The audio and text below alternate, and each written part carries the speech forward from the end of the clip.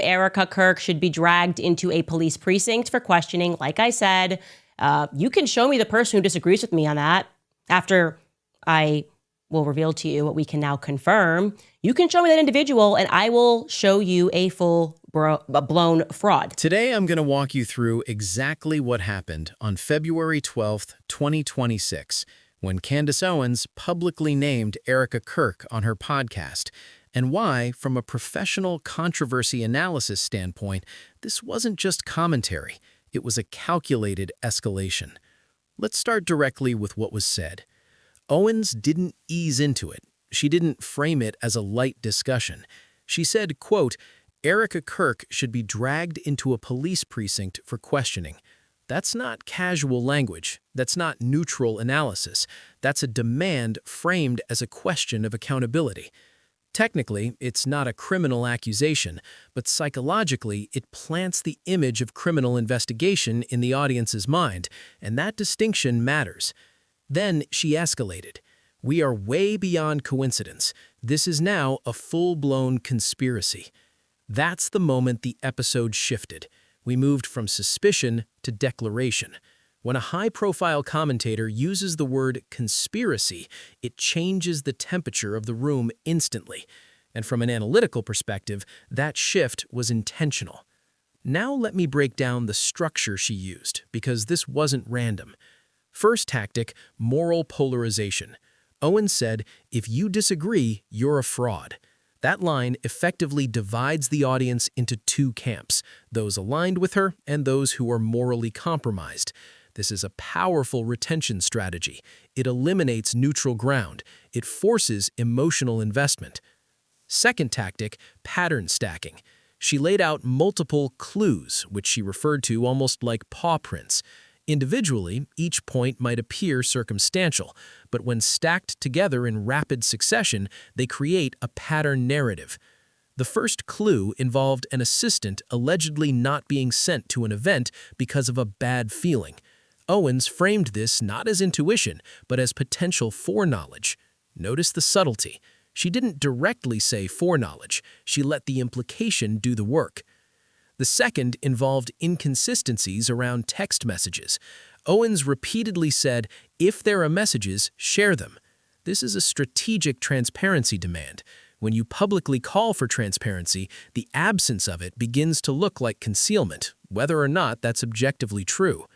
The third involved funeral day medical explanations and alleged coordination.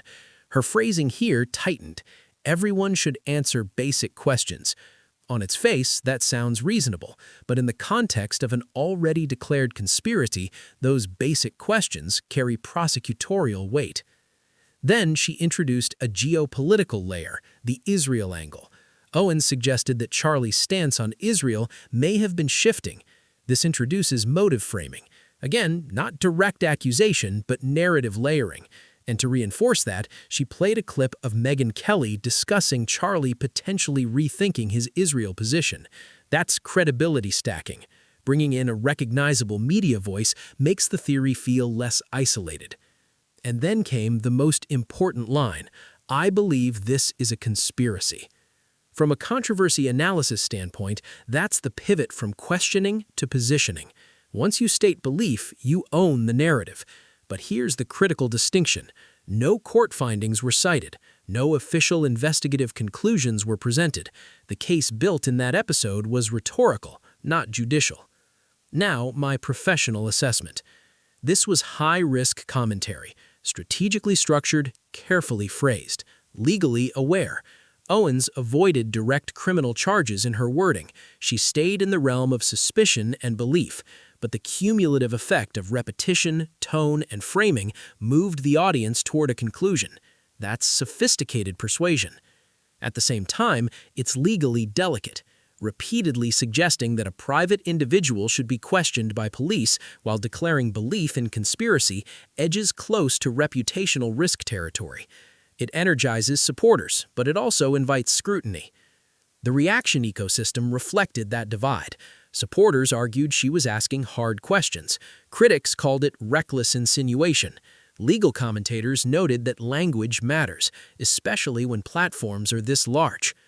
From a broader media perspective, this wasn't just Owens versus Erika.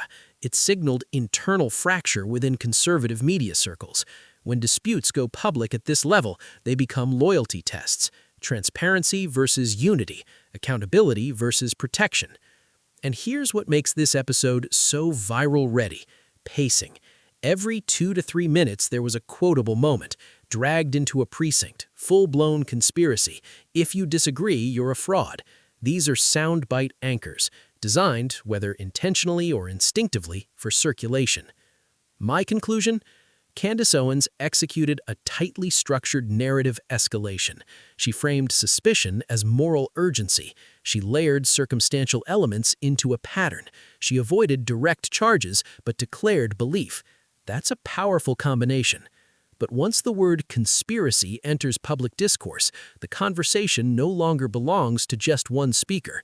It becomes a public trial of perception. And in media ecosystems, perception moves faster than proof. That's why February 12, 2026 didn't just create a moment, it created a fracture line, one that's still being debated. Because when a podcast starts sounding like a courtroom, every sentence carries the weight of evidence, whether it legally is or not.